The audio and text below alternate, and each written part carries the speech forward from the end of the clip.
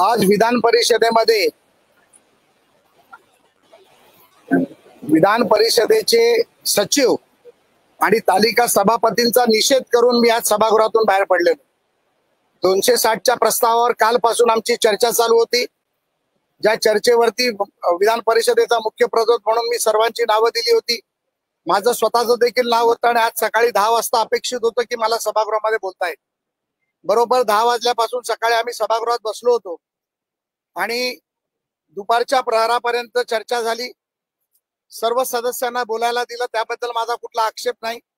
परंतु पुन्हा दुपारनंतर चर्चा चालू झाल्यानंतर 5 सदस्यांना बोलायला दिलं आणि मी सातत्याने सांगत होतो की मला देखील बोलायचं आहे, माझं नाव आहे आणि त्या कुठल्याही पद्धतीचा विचार न करता तालिका सभापतीने असं सांगितलं की या बाबतीतले निर्देश आम्हाला सचिवांनी दिलेत की तुमचं बोलणं झालं।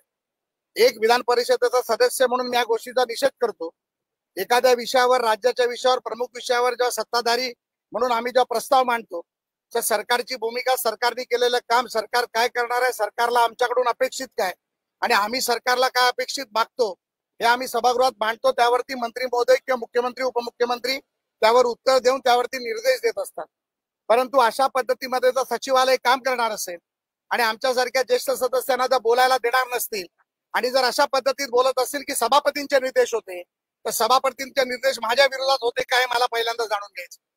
आणि त्यामुळे या सगळ्यांचा निषेध करून मी बाहेर आलोय आणि मी माझं पत्र, निषेधाचं पत्र आणि चौकशीचं पत्र माननीय मुख्य सचिवांना आणि माननीय सभापतींना दिलेलं आहे आणि मी मुख्यमंत्र्यांना देखील देणार आहे।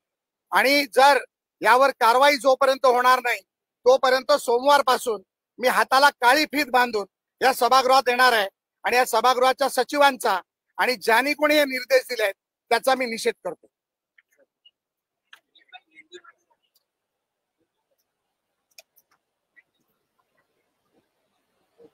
आज सभागृह में, विधान परिषद में मैं निषेध कर निकला हूं।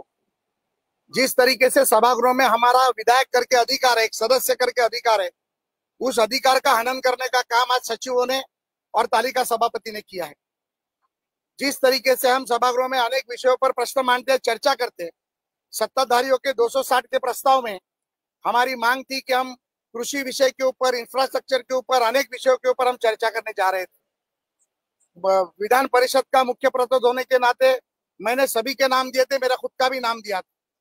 कल के चर्चा के बाद आज अपेक्षित था कि सुबह में पहले सत्र में 10 बजे विशेष सत्र में चित्राताई के संभाषण के बाद मेरा नंबर आ जाएगा, लेकिन कई कारण से अनेक सदस्यों को बोलने के लिए संधि दी।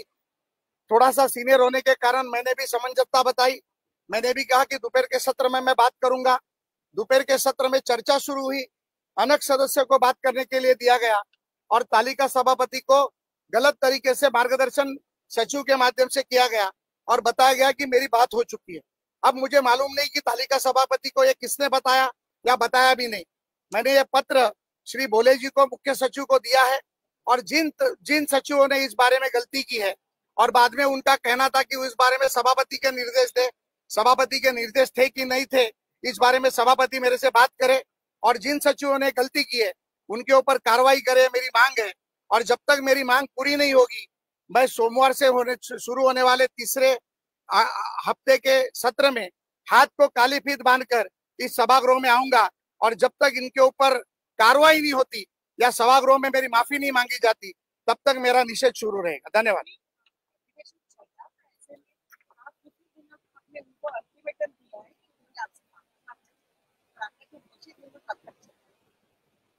नहीं, ऐसे है कि हम जब सभागृह में आते हैं तो अनेक विषयों पर चर्चा करने के लिए आते हैं।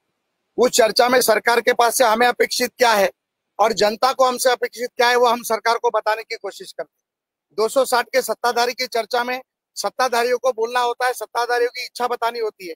मुझे लगता है कि आज की चर्चा किसानों को लेकर थी, एग्रीकल्चर को लेकर थी, जल शिवार को लेकर थी, पावर को लेकर थी। ऐसे मुख्य मुद्दे पर जब हम लोग 4-4, 5-5 घंटे का अभ्यास कर आते हैं और हमें नहीं बोलने को दिया जाता है तो इसके पीछे राज क्या है ये भी हमें जानना चाहिए और जब तक नहीं होगा तब तक हम इस निषेध को आगे लेकर जाएंगे।